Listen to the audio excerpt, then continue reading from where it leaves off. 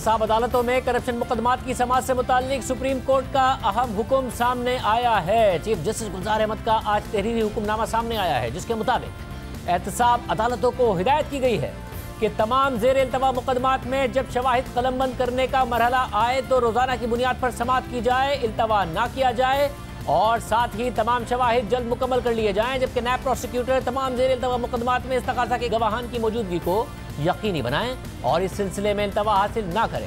अदालत ने चेयरमैन नैब को हिदायत की है कि वो इन अदालती अहकामात पर अमल दरामद यकीनी बनाएं और अगर कोई अपनी जिम्मेदारी सही तरह से पूरी नहीं करता तो उसके खिलाफ डिसिप्लिनरी कार्रवाई करें।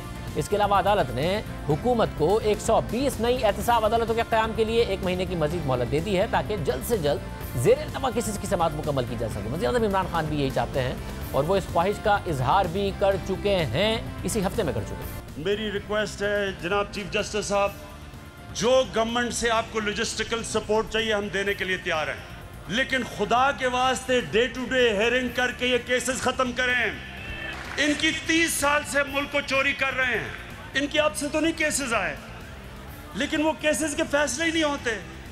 और मैं नैब को भी कहता हूं कि नैब आपने कई जगह बड़ा ज़बरदस्त काम किया, लेकिन खुदा का वास्ता है कि केसेस को मंतकी इंजाम तक तो पहुंचाओ।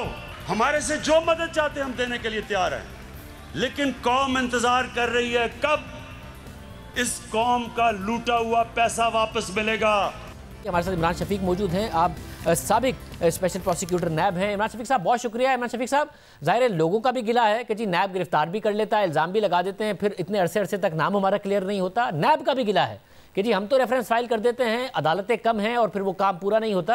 ये सबके लिए विन विन है और क्या ये मुमकिन भी हो सकेगा कि तेज़ी से हो, और आपको इसका क्या नतीजा नज़र आता है? एक पहलू तो इसका ये है कि जो आपने अभी प्राइम मिनिस्टर साहब की तकरीर का क्लिप सुनाया वो तो एक सियासी केसों की बात हो रही है, लेकिन सुप्रीम कोर्ट का फैसला जो मैं समझ पाया हूँ वो मेरा ख्याल है तमाम केसों के बारे में है कि नैब के ज़ेर इल्तवा जितने केसेस हैं उन तमाम पर जब शहादत का मरहला आए तो उनको डे टू डे हेयरिंग की जाए। ये नैब के कानून में भी है और अदरवाइज भी जो ज़ाब्ता फौजदारी है पाकिस्तान का वो इसी का तकाजा करता है कि उनको डे टू डे हेयर किया जाए। लेकिन प्रैक्टिकली खानज़ादा साहब ये चीज़ मुमकिन नहीं है, क्योंकि इस वक्त नैब की सिर्फ 24 अदालतें हैं पूरे पाकिस्तान में। अगर आप फ़र्ज़ कर लें कि एक जज के पास 20-25 केस होंगे, जब केस से ज़्यादा हैं तो नैब रेफरेंस, तो अगर 25 केस हैं तो वो डे टू डे अगर वो शहादत में उनमें से 10 केसेस भी हैं तो वो एक केस को तो सुन सकता है, 9 केसों को बाकियों को तो वो नहीं सुन सकता डे टू डे। तो इसलिए एक को चुनेगा, वो 2 को चुनेगा। और आपने ये भी देखा है कि पिछले अरसे में बड़े केसों में जो शहादतें हुई हैं नैब में, वो इस्तग़ासा का एक गवाह, एक बड़े बड़े जो गवाहान हैं केसों में, वो 25-25 दिन तो सिर्फ अपना इन चीफ रिकॉर्ड करवाता है, अपनी शहादत रिकॉर्ड करवाता है और उसके बाद फिर उस पर यकीनन जिरा का अमल होता है। और आपने देखा होगा कि पिछले दिनों जो पनामा केसेस चले उनमें तो एक केस को कंक्लूड होने में 1 साल लगा और उस पूरे अरसे में अदालत ने कोई दूसरा काम नहीं किया था। उस अदालत ने वो सिर्फ डे टू डे उसी केस को सुना करती थी। तो इसलिए प्रैक्टिकली 120 अदालतें जब बन जाएं और उसके बाद बड़ी तादाद में जजेस हों तब भी एक मरला आएगा। देखें पाकिस्तान में वकला जो नैब के केसेस को मुकदमात को लड़ते हैं और अवाम जिन पर ट्रस्ट करती है उनकी तादाद भी बहुत कम है नैब के माहिरीन की। तो वो उनके लिए भी प्रैक्टिकली मुमकिन नहीं हुआ करता कि एक दिन में अगर उनके 10 केसेस लगे हैं तो वो एक ही कार्रवाई को तो चला सकते हैं, बाकी 9 जो शहादत में लगे हुए केसेस हैं उनकी कार्रवाई को नहीं चलाया जा सकता।